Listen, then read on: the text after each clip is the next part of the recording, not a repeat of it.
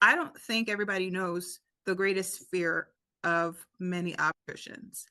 The greatest concern is permanent disability in the offspring that's going to require lifelong, high, expensive medical care. That is the greatest concern. Not fetal demise, not maternal demise, not maternal injury, not maternal dissatisfaction with their care, but permanent disability of the offspring that could have no cap in some states on what a jury could award in a malpractice case. That is their concern.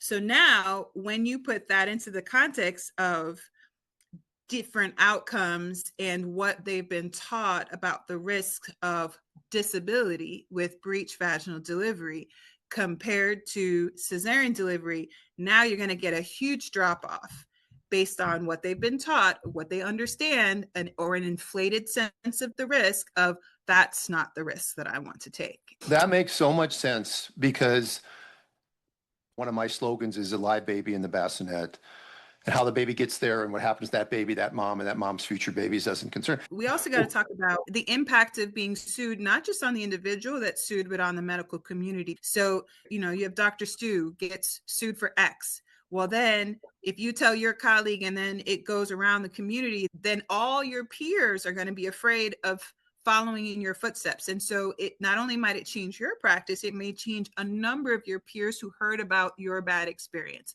These stories of trauma on the side of medical professionals change practice.